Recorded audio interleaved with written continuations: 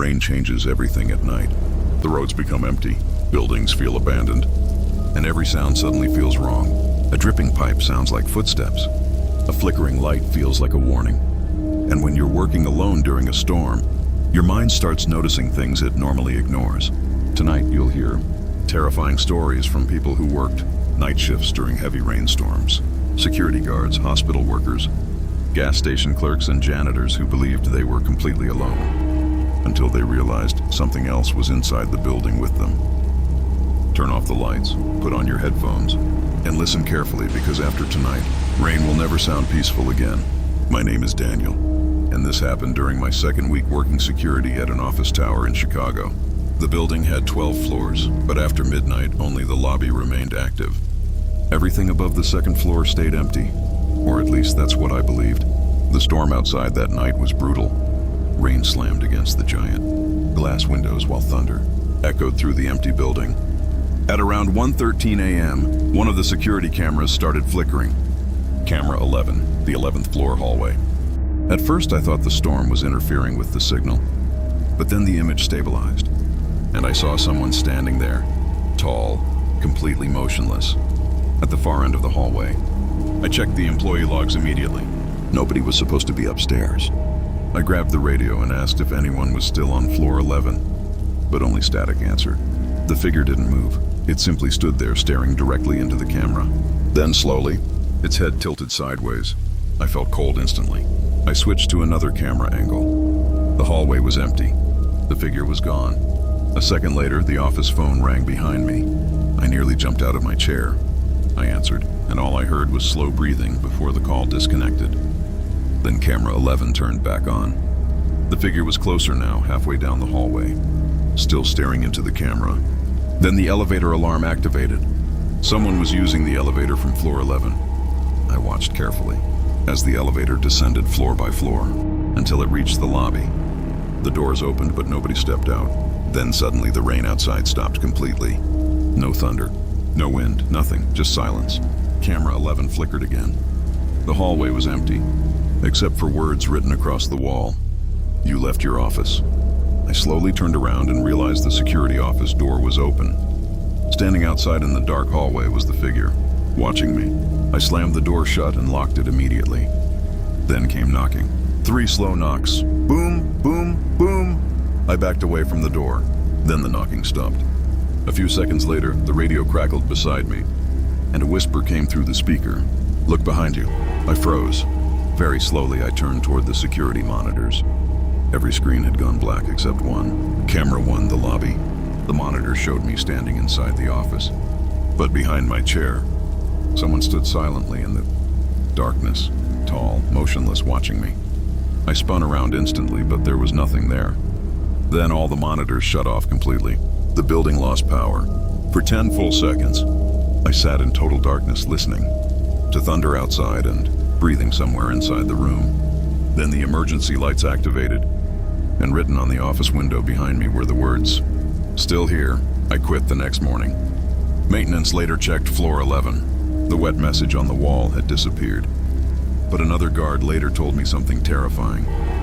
Years earlier, during another storm, a security worker vanished from the 11th floor. They never found him. But they did recover one final radio transmission, a terrified voice repeating the same sentence over and over. It keeps following me between the cameras.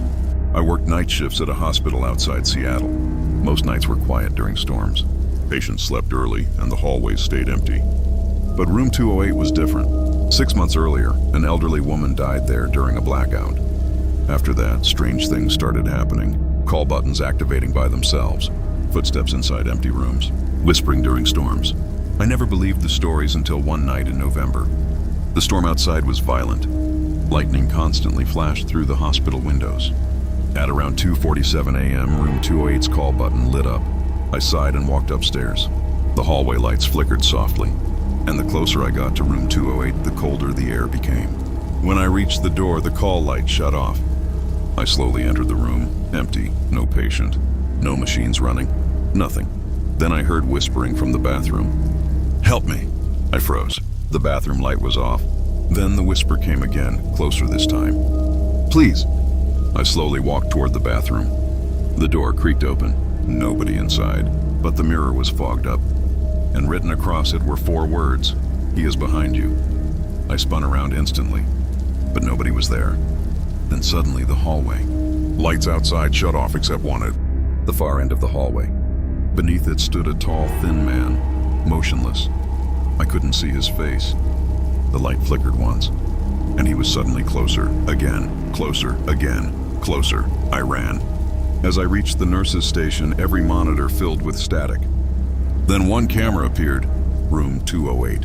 The footage showed me standing inside moments earlier, but behind me someone stood silently in the corner the entire time, watching.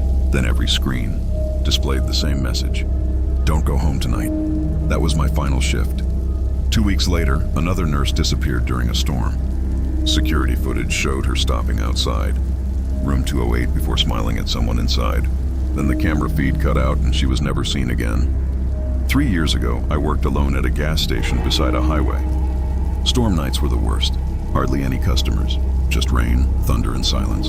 At around 3:04 a.m., a man walked into the store completely soaked from the rain. Something about him felt wrong immediately. He was smiling too widely, like he was forcing it. He bought nothing and just stood near the coffee machine staring at me. Finally, I asked if he needed help.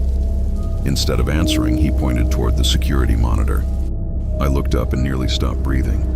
The camera outside showed a tall, dark figure standing beside the gas pumps in the rain, perfectly still.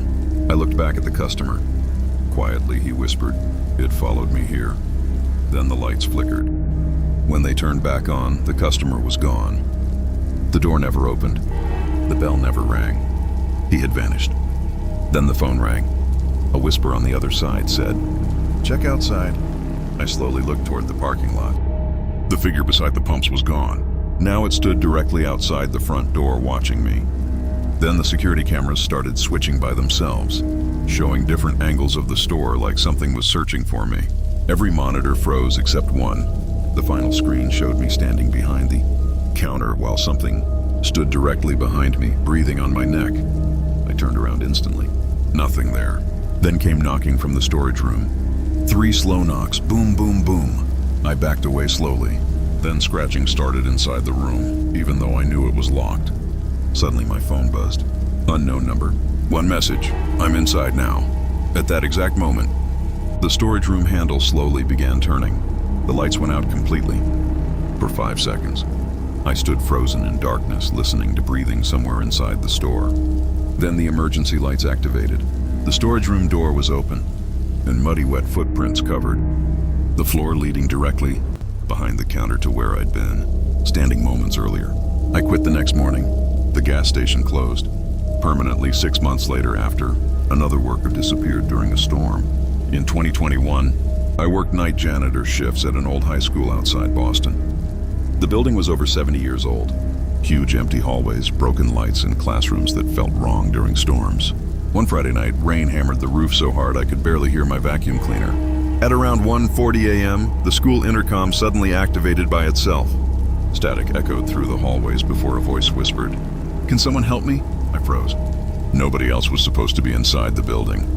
I checked the security office, but it was empty. Then I noticed one classroom camera active on the monitor.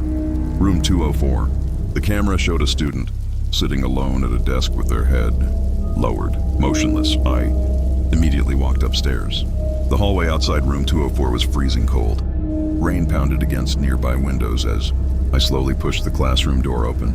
Empty, no student, no sound. Then I noticed wet footprints on the classroom floor leading toward the chalkboard. Written across it were the words, "You should not have come up here." Suddenly, the classroom door slammed shut behind me and the lights turned off. I heard breathing somewhere in the darkness. Then desks started scraping slowly across the floor around me. My flashlight flickered wildly before stopping on the corner of the room. Someone stood there, tall, wearing what looked like an old student uniform, their face hidden in darkness. Then the intercom activated again. This time the voice sounded louder, closer. "Stay after class." The figure suddenly moved toward me. I ran. As I sprinted through the hallway, every classroom door slowly began opening by itself. Inside each dark classroom, someone stood watching, completely still. The next morning, police searched the school but found nothing. However, security footage later revealed something terrifying. Working alone during a storm and hear footsteps somewhere in the building. Don't assume you're alone, because sometimes the rain brings something with it. Something that waits for buildings to become empty.